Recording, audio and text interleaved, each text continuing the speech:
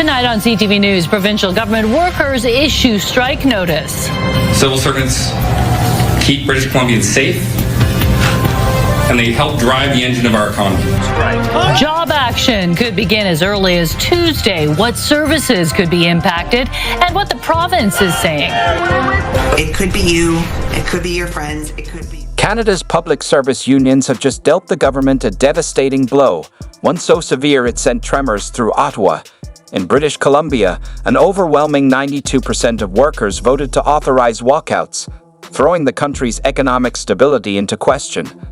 Essential services people rely on daily, firefighting, social work, even liquor stores, now hang in the balance. And caught at the center of the storm is Mark Carney, once hailed as a steady hand, now looking rattled, disconnected, and powerless to stop the bleeding. Support from the union's members for this strike vote.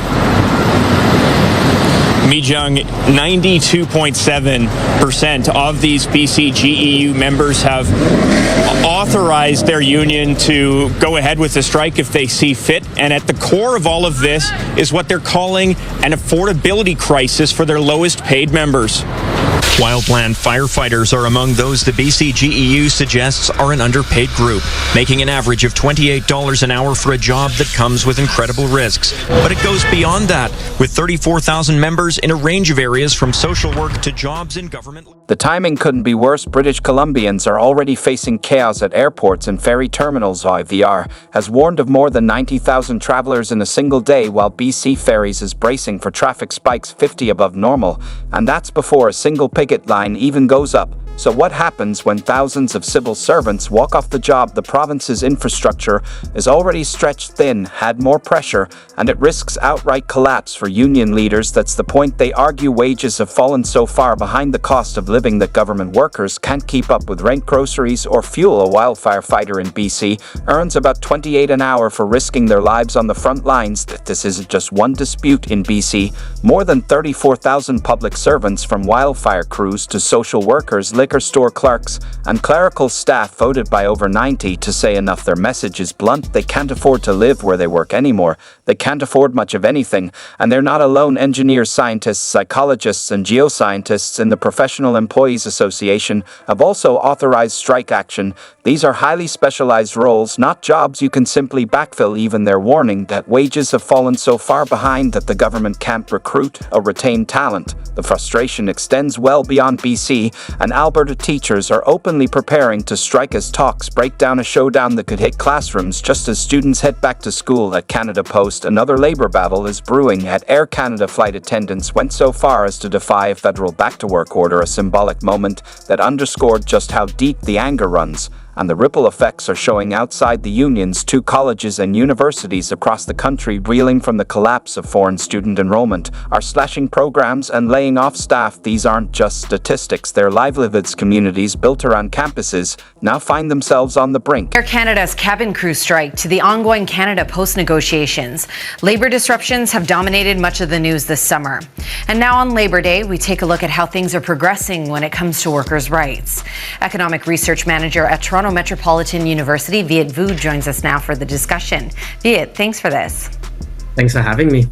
Now, I mentioned 2 notable labor strikes, but we're really seeing this across the country. More recently, 1,000 Dalhousie University Faculty Association and professional staff are on the picket line due to a lockout right now.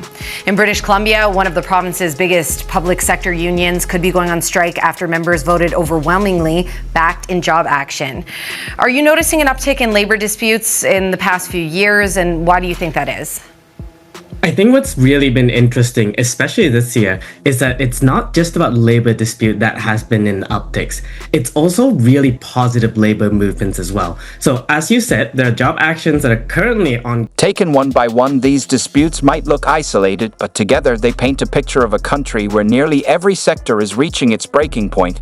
This isn't just a contract fight anymore, it's a wave, a rising tide. Yet Mark Carney's response has been little more than recycled talking points, that agreements are better request reached quietly behind closed doors to workers that sounds like code for delayed deflection and hoping frustration will fade.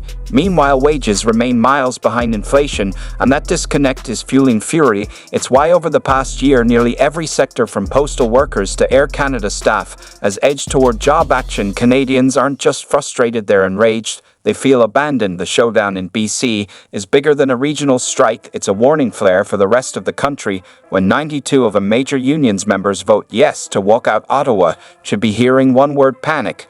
This isn't simply about one dispute, it's about collapsing confidence in the system itself. Workers believe the government doesn't listen, doesn't care, and has no plan. And when that belief hardens, small strikes don't stay small, they spread. We've seen it before. One sector digs and another follows, and soon the lines stretch coast to coast. In 2022, liquor distribution workers choked BC's supply chains. Now tens of thousands of provincial employees are backed by professional associations of engineers and scientists. And not long ago, Canada saw the trucker convoys defied Ottawa in a tense standoff that electrified the nation. Each round of defiance fuels the next. What began as an affordability battle is transforming into a test of political legitimacy.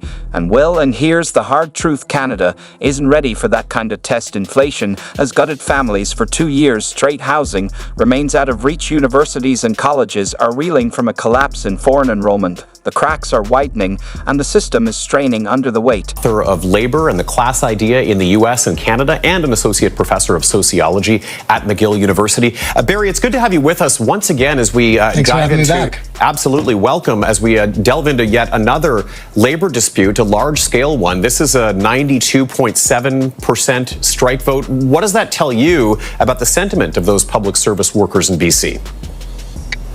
It shows that they're feeling like a lot of workers are feeling right now, that they've got a lot of catching up to do. We've had a cost of living crisis in this country for the past several years now, and like many Canadians, wages just haven't kept up. And so we're seeing workers trying to make up for lost ground.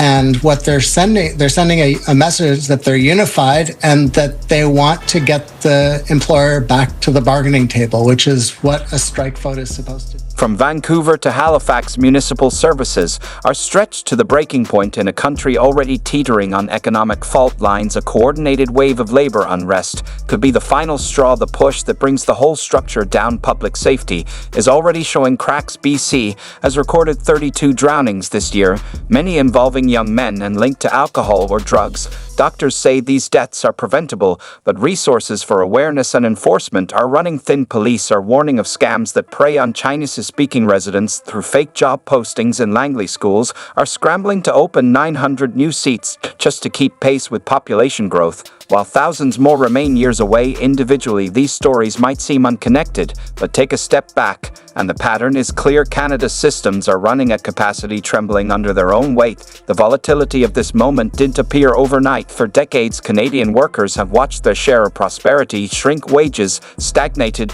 while housing costs soared. Pensions and benefits were chipped away. Job security became a luxury. Layer upon layer of frustration built up until now. The stack is toppling behind closed doors. Carney is described as furious, demanding answers from provincial negotiators, but offering little that satisfies workers. Unions call his approach tone deaf. Ordinary Canadians see a man lecturing about fiscal responsibility while families struggle to afford rent and groceries. His words aren't landing. That disconnect is political poison, kryptonite to any leader. Carney increasingly looks less like a steady hand and more like a detached banker, at best blind to the suffering around him, at worst fully aware and unwilling to act. Either way, he appears out of touch with the country he's trying to hold together. Meanwhile, opposition voices are sharpening their attacks. They point south of the border, where wages are climbing, energy is growing, and optimism is returning. Projects are breaking ground. Workers see renewal. Trump's message of America First, workers first resonates, and Canadians are left wondering, why can't we have that? Carney insists Canada can't follow that path. But every new strike vote makes the comparison harder to ignore. Ottawa's real fear isn't one labor dispute, it's that this unrest snowballs into a national movement. Anger at the bargaining table could soon become anger at the ballot box, and once that shift happens, the momentum may be impossible to stop. Carney wants to project authority and calm leadership. Instead, with each passing week, he looks more like the man presiding over a slow-motion breakdown, a train wreck. Everyone sees coming, but no one can pause or rewind. The question now is whether Ottawa can find compromise before the anger boils over. The contrast with the United States is stark. While America talks of renewal, Canada drifts deeper into paralysis. That contrast isn't lost on Canadian workers who wonder why their government refuses to see their struggles. If services collapse and unrest spreads, no speech, not from Carney or anyone else, will be enough to put the pieces back together.